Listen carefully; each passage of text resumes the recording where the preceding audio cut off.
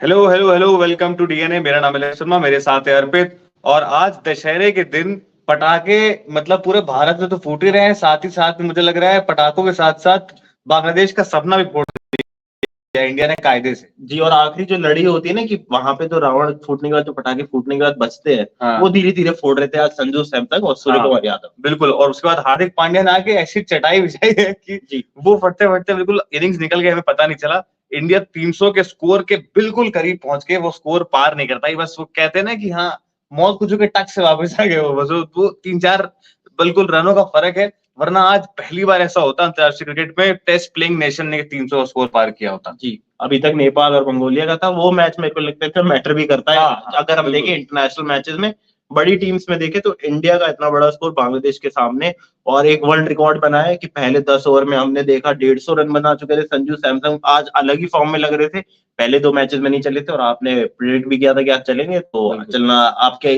आजकल प्रिडिक्शन जन्नत टाइप हो गई है, तो वैसा बिल्कुल कुछ हो रहा है। और बिल्कुल। उसके अलावा अगर हम बात करें तो इस मैच की हाइलाइट्स में जो मेन रहा, उसके बाद हमें देखने को मिला सूर्य कुमार यादव और फिर हार्दिक पांड्या के जो शॉट्स थे वो मेरे लिए रहेंगे की हाइलाइट्स। बिल्कुल हार्दिक पांड्या के शॉट, जिस तरीके से वो हाफ हेलीकॉप्टर, उसके बाद वो लॉन्ग ऑन पे जिस तरीके से उन्होंने बिल्कुल बॉलर के ऊपर से उन्होंने ऐसा लगा कि बैट मारा, लेकिन वो बॉल कहाँ तक देखिए ट्रैवल करी। जी हार्दिक पांड्या में तो मतलब देख के लगता नहीं इतनी जान होगी, लेकिन जिस तरीके से आज एक के बाद एक रिकॉर्ड तोड़े अर्पित। जी एक बार रिकॉर्ड्स की तरफ चलते हैं हम लोग। जी बिल्कुल चलते हैं रिकॉर्ड्स की तरफ। तो हाईएस्ट स्कोर हमें देखने को मिला, इससे पहले 263 था साउथ अफ्रीका का, आज हमें 297 देखने को मिला इंडिया की तरफ से। फिर मोस्ट सिक्सेस इन इनिंग्स की बात करें, वो इंडिया ने लगा दी फॉर इंडिया की 22, तरफ से बिल्कुल 22। 22। इससे पहले इंडिया ने एक टी20 में इतने छक्के अभी तक नहीं लगाए हैं। बिल्कुल। इसके बाद highest power play score joint highest हो चुका है, इस बार 82 इंडिया ने बनाया। वहीं उसके साथ ही साथ फास्टेस्ट टीम फास्टेस्ट 100। टीम भी बन गई इंडिया, 100 क्रॉस करने वाली 7.2 ओवर्स में मात्र इन्होंने जी। आज 100 का आंकड़ा पार कर लिया। तो और आप देख सकते 44 बॉल्स में 100। हैं बिल्कुल, और फास्टेस्ट टीम बन गई 200 क्रॉस करने वाली। जी तो मतलब 14 ओवर में लगभग इन्होंने आज 200 पार कर दिया। आप समझ सकते हैं कि किस तरीके से आज धुआंधार बैटिंग चल तो रही ये होगी। सोच रहे लास्ट के 6 ओवर में 97 रन, अगर वो होते तो आपको फास्टेस्ट 100 एक और देखने को मिलता, अगर 3 रन और बनते। वहां पर लास्ट में 2 विकेट गिर गए। स्कोर कार्ड एक बार ले चलते हैं कि ओवरऑल स्कोर किस तरीके से रहा। जी, उससे पहले और 2-3 रिकॉर्ड मैं बताना बिल्कुल। चाहूंगा। Second fastest Indian to score 100 in टी20 आई संजू सैमसन 40 बॉल। जी, इससे फास्टेस्ट आपको बता देते हैं वो है रोहित रोहित शर्मा का शर्मा। 35 बॉलों में। बिल्कुल। Second highest second wicket partnership for India in टी20 I 173 run by Surya Kumar Yadav and Sanju Samson. जी तो ये इन्होंने भी 173 रन की पार्टनरशिप। आप टी20 में उम्मीद कर सकते हैं टीमें नहीं पहुंच पाती हैं। बिल्कुल। और उस तरीके की आज पार्टनरशिप थी, अलग ही मोड में लग रही थी, टीम इंडिया रिलैक्स थी क्योंकि पता था कि सीरीज जीत चुकी है। Joint highest power play score for India in टी20 आई 82 फॉर 1। तो जी रिकॉर्ड्स की तो आज लड़ी है, कितने आपको रिकॉर्ड में कितने मेंशन कर देते हैं। तो बिल्कुल। एक बार स्कोर कार्ड की तरफ चलते हैं अर्पित। जी, तो संजू सैमसन की बात करें तो आज उन्होंने बनाया 111 का शतक लगाया उन्होंने, और बिल्कुल 47 बॉलों में 11 चौके और 8 छक्के मारे। तो और स्ट्राइक रेट भी देखे तो सबका आज 200 से ऊपर ही दिखेगा, एक अभिषेक शर्मा को छोड़ के, जो आज फिर से फ्लॉप गए, उन पर सवाल फिर उठता है बिल्कुल क्योंकि 3 पारी हो चुके हैं। और आपको पता है कि आपके पास बैकअप और अच्छे ओपनर यशस्वी जायसवाल है, तो आपको अपने कंटेंडर या दावेदारी दिखानी चाहिए थी, वैसा आपने बिल्कुल परफॉर्म नहीं करके दिखाया अभिषेक शर्मा ने। बिल्कुल इस पूरी सीरीज में उनको मौका मिला और वो परफॉर्मेंस अब नहीं आई। और आपको पता है कि अब बहुत ज्यादा गैप आने वाला है, सीधा अब आपको आईपीएल में परफॉर्म करना है, उससे पहले 2-3 आपको सीरीज मिलेंगी टी20, क्योंकि पूरा आप देखें तो न्यूजीलैंड और उसके बाद बीजीटी दोनों सीरीज आ रही है टेस्ट।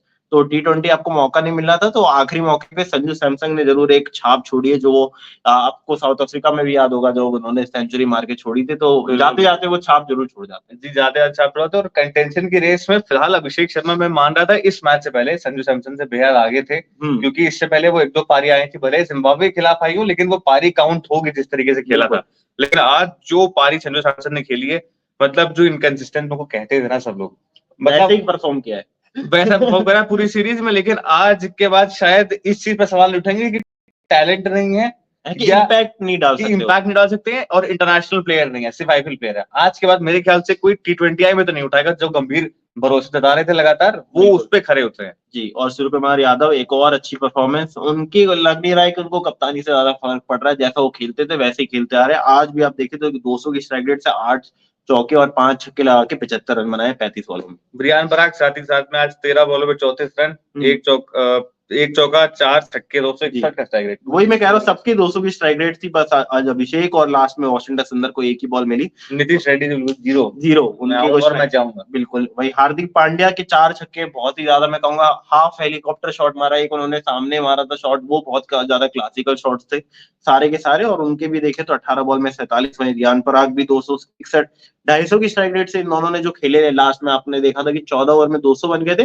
297 6 ओवर में पहुंचाना, उसमें सबसे ज्यादा मैं कहूंगा योगदान जो था वो हार्दिक पांड्या और रियान। लेकिन एक और अच्छा मूव मुझे आज ये लगा कि रियान पराग को प्रमोट करा गया। वो मुझे लगता है कि आपको उस तरीके से भेजा गया था कि पिछले 2 मैचेस में परफॉर्म करने का मौका ज्यादा नहीं मिला था, वो 7वें नंबर पर आ रहे थे, जबकि वो बैट्समैन देखे तो चौथे 5वें के ही हैं, तो आज ट्राई किया गया था कि उनको पहले भेजा जाए और वो सक्सेसफुल भी रहा। मुझे लगता है जो इंडिया का अभी का जो आप पूरा ओवरऑल देखें तो एक यशस्वी जायसवाल है जिनको मौका मिलना चाहिए, उसके अलावा कोई आपको चेंज करने की यहाँ पे जरूरत नहीं है कि आप शिवम दुबे को अप्लाई करें। मैं नहीं बैटिंग की बात कर रहा हूँ, बैटिंग कॉम्बिनेशन में मुझे नहीं लगता कि आप ऋषभ पंत को लाएं या फिर किसी और को लाएं, ये बैटिंग कॉम्बिनेशन 2026 के लिए सबसे बेस्ट आप लॉक कर सकते हैं। बिल्कुल बिल्कुल। और आईपीएल बस एक रहेगा कि आप आईपीएल या ओवरऑल 2026 में अभी 2 साल है, तो ये कंसिस्टेंसी और फॉर्म अगर सभी बैट्समैन की रहती है तो ये एक बेस्ट कॉम्बिनेशन हो सकता है batting attacking team, aggressive team, जिस तरीके से हम इंग्लैंड को देखते थे एक टाइम पे, वो हमको अभी इंडिया में उससे कई ज्यादा गुना 2x मेरे को लग रहा है एग्रेशन और